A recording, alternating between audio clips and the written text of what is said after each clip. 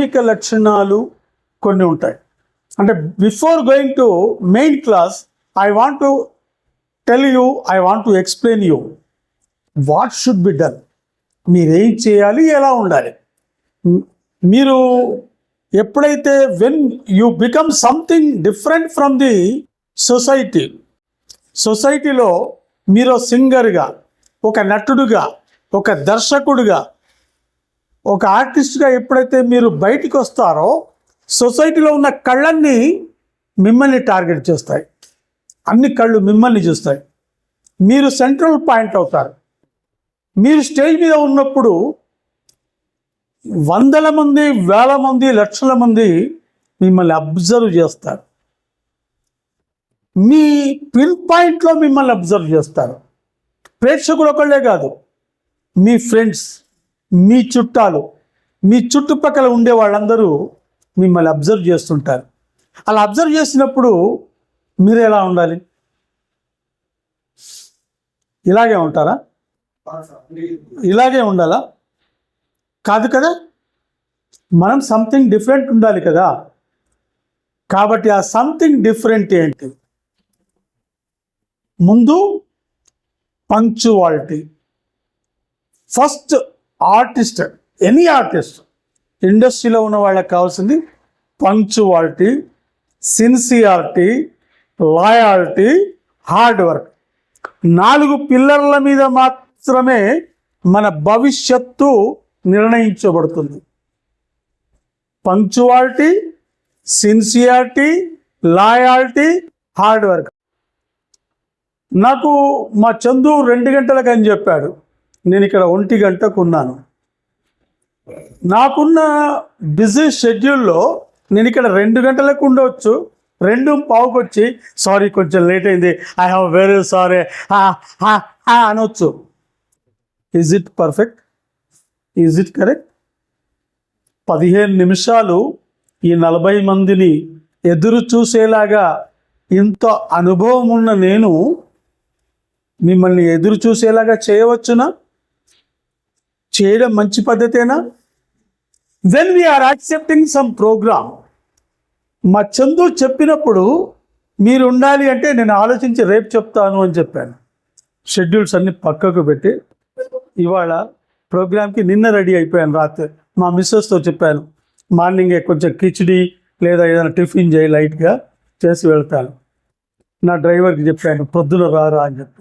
So నేను మీకు చెప్పేది ఏంటంటే పంక్చువాలిటీ మెయిన్.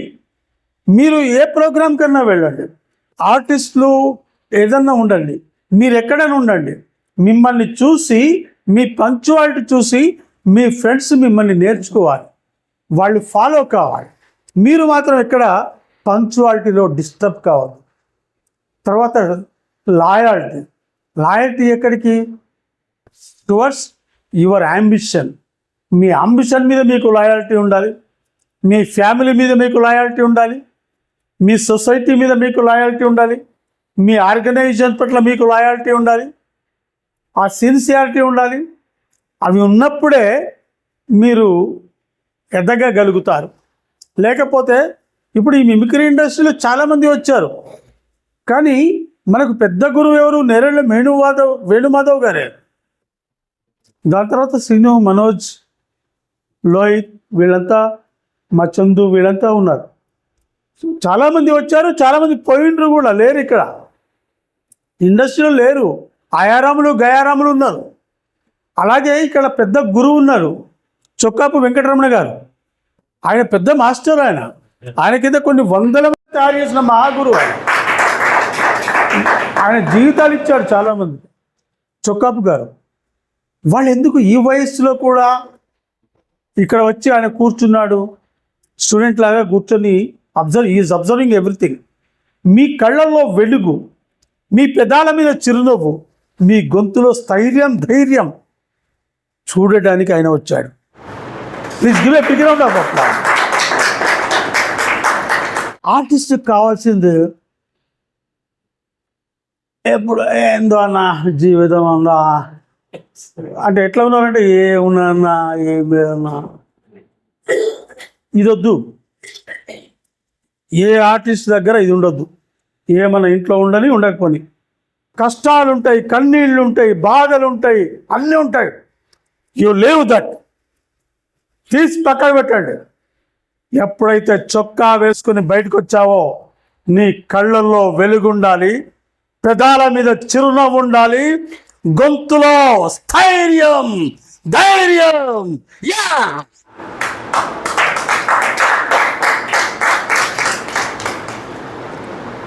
మనం ఇంకోళ్లకు ఆదర్శం కావాలి. వేరెవరో మనకు ఆదర్శం కాదు. We are the heroes for our life. మనం పొట్టిగా ఉన్నామా, బక్కగా ఉన్నామా, నల్లగా ఉన్నామా, తెల్లగా ఉన్నామా, ఎవరికి అవసరం ఇది? When you are having talent with you, నీ టాలెంటే నీకు వరం, నీ టాలెంటే నీకు అందం. టాలెంట్ని మెరుగుపరుచుకోండి. మీ టాలెంట్ ఏదైతే ఉందో దాన్ని ఎవ్రీడే శుద్ధి చేయండి. Everyday practice. ఆర్సీఎం గారు చెప్పారు, చందు చెప్పాడు, లోహిత్ చెప్పాడు, చౌకాప్ గారు చెప్పారు, నాగబాల చెప్పారు.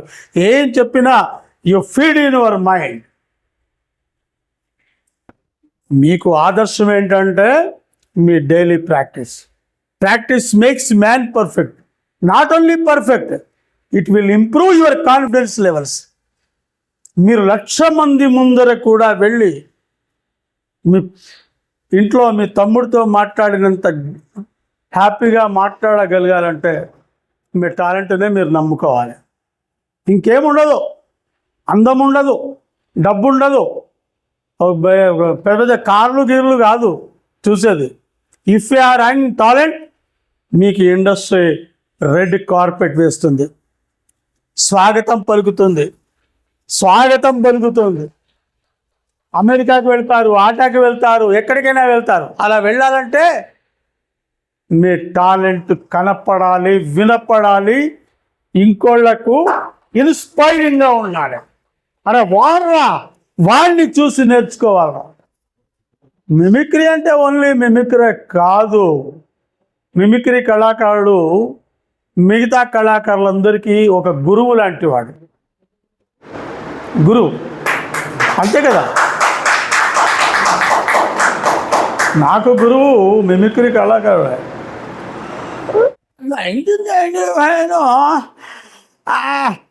నేను అప్పుడు పెద్దవాడిగా ఉన్నప్పుడు విజయవాడలో సన్మానం చేశారు. Voice culture. ఏంట్రా వాయిస్ కల్చర్ లేదండి. మా అమ్మను చూస్తే భయమేస్తుంది. Voice culture. నవరసాలు మీ వాయిస్లో ఉన్నప్పుడు మీరే కదా హీరోలు, మీరే కదా champions. Please give a background అప్పడ. మీకు మీరే కొట్టండి చెప్పట్లేదు. ధ్వని అనుకరణ. ఎవరిని అనుకరిస్తావు? శబ్దాన్ని అనుకరిస్తావా? వ్యక్తుల్ని అనుకరిస్తావా? ప్రకృతిని అనుకరిస్తావా? శబ్ద బ్రహ్మ. మీరు మిమిక్రీ ఆర్టిస్టులు కదా, మీకు ఎవరైనా చెప్పారా మన వాయిస్లో ఎంతమంది దేవతలు ఉంటారు? Anybody can tell? ఎవరైనా చెప్తారా? మీ గొంతు బయట రావడానికి ఎంతమంది దేవతలు మీకు తోడ్పడతారు? కొన్ని దేవతలు ఉన్నారు, వాళ్ళను వాగ్దేవతలు అంటారు. 8 మంది వాగ్దేవతలు ఉంటారు. వశిని, మోహిని, కామేశ్వరి. ఇలా మన 56 అక్షరాలకు 5-6 అక్షరాలకు కలిపి ఒక దేవత ఉంటుంది. ఆమెను వాగ్దేవత అంటారు. వాక్కు. మిమిక్రీ ఆర్టిస్ట్ యొక్క మెయిన్ బలం ఏంటి? ఇప్పుడు శివుడి దగ్గర ఏంటంటే త్రిశూలం ఉంది, విష్ణుమూర్తి దగ్గర సుదర్శన చక్రం ఉంది. మరి మీ దగ్గర బలం ఏంది? వాయిస్. స్టేజ్ మీద మిమిక్రీ ఆర్టిస్ట్ వెళ్ళాడు, విజయవాడ ప్రేక్షకులకు నమస్సుమాంజలి. ఇవాళ ఈ నవరాత్రి శుభ సందర్భంలో ఆ అమ్మవారు ఆది పరాశక్తి మీ అందరికీ నమస్సుమాంజలి తెలియజేస్తూ నా కార్యక్రమాన్ని ఆరంభిస్తున్నాను. మొదటిసారిగా మీకు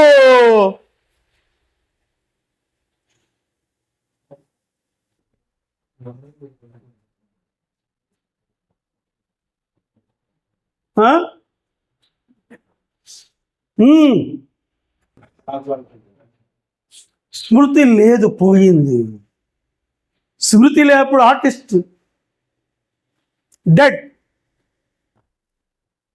బ్రైట్ డెడ్ అన్నట్టుగా డెడ్. బట్ ఆ శక్తిని మీరు ఆవాహన చేసుకోండి. ప్రే దట్ శక్తి. శబ్దం బయట రావడానికి, నాభి నుంచి శబ్దం బయట రావడానికి మనకు 2 ఉత్ప్రేరకాలు కారణమవుతాయి. ఒకటి వాయుధాతువు, 2 అగ్ని ధాతువు. ఈ 2 ధాతువులు కలిస్తేనే సైంటిఫికల్గా చెప్తా ఉన్నాను నేను. శబ్దం ఎట్లా బయటకు వస్తుంది? అరే ఏమ్రా, ఏంట్రా, ఇన్ని రకాలుగా మనం మాట్లాడగలుగుతున్నామంటే సంథింగ్ ఈజ్ ఇన్సైడ్ ఉంది కదా. అది అగ్నిధాతువు వాయుధాతు కలిసి బయటికి ఫోర్స్ చేస్తుంది. ఫోర్స్ చేసినప్పుడు ఆ శబ్దం బయటకు వస్తుంది. ఆ శబ్దాన్ని మీరు నిత్య సాధన చేయాలి, ఎవ్రీడే. అప్పుడు ఎవ్రీడే చేసినప్పుడు మీకు ప్రకృతి స్వాధీనం అవుతుంది. You are the member of prakriti. మీరు ప్రకృతికి బయటి వాళ్ళు కాదు. You are a part and part of nature. నేచర్లో ఉన్నవాళ్ళే. మీరు ఒక స్పారో శబ్దాన్ని, ఒక గాలి శబ్దాన్ని కూడా మన వాళ్ళు సృష్టిస్తున్నారు. మీరు ట్రైన్, ప్లైన్ ఇలాంటి. దీనికి మనకు నాభి నుంచి సాధన కావాలి. ఆ సాధన కావాలంటే మీరు ఎలా చేస్తారు? ఓ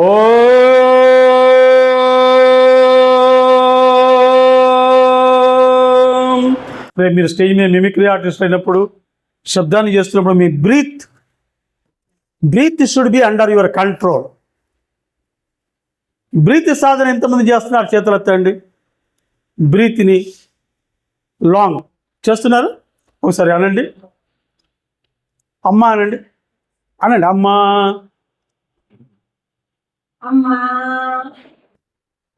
కట్ చేయవద్దు, కట్ చేయకండి. ఎవరి పేరు లేకుండా అమ్మా.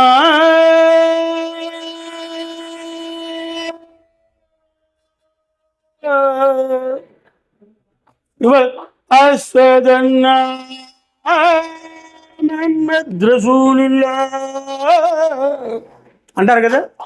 అరే నమ శివా. ఇలా సాగ తీసుకుంటూ వాయిస్ కల్చర్ని మీరు పెంచండి. I request all mimicry artist be. మీరు మంత్రాలు యంత్రాలు అనడంలా, బట్ ఏదో హిందూ మతం గురించి వీడు వచ్చిన ఓంకారం చెప్తుండు కాదు. మిమిక్రీ ఆర్టిస్ట్ కావాల్సింది ఒక సాధన. అంటే మీరు మీ వాయిస్ని మిమిక్రీ, అందరు రకాల ఆర్టిస్టులని మీరు ఫాలో చేయాల్సినప్పుడు మీ శబ్దం మీ స్వాధీనంలో ఉండడానికి మాత్రమే ఇది పనికి వస్తుంది. తర్వాత బ్రీత్ లెంత్ అనేది చాలా అవసరం. రాసుకుంటున్నారా?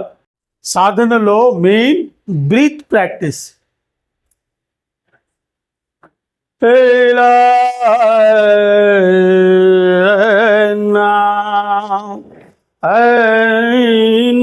అన్నీ తెలిసి ఉండాలి. తెలిసి ఉండడం తప్పేం లేదు కదా. ఒకసారి అందాం. నేను 1 2 3 అనగానే లెంత్ 1 2 3.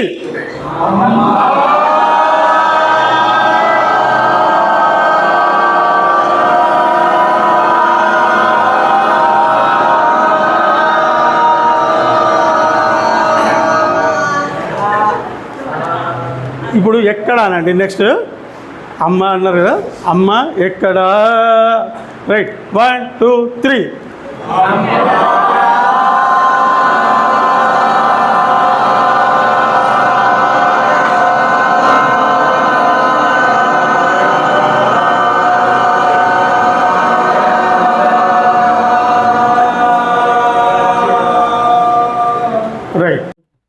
ఇప్పుడు మీ వాయిస్లో ఇదే వాయిస్ని మీరు లో వాయిస్ కాకుండా మీరు అన్ని రకాల బేసులలో మీరు ప్రాక్టీస్ చేయండి ఓసారి. అంటే మనకు ఎప్పుడు కూడా శబ్దానికి ఎట్లా ఉంటాయంటే స్టెప్స్ ఉంటాయి. స్వరానికి first step, second step, third step, fourth step. ఏ ఏ స్టెప్స్. అమ్మా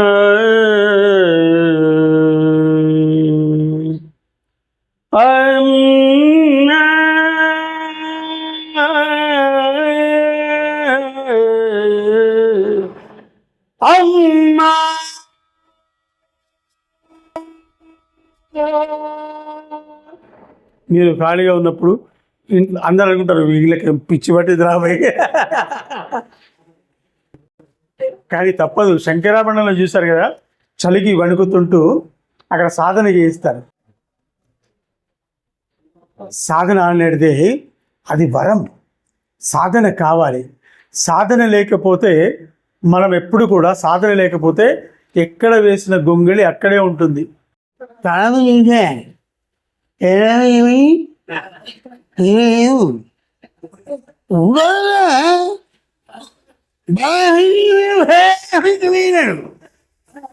ఇది కూడా మిమిక్రీలో పార్ట్.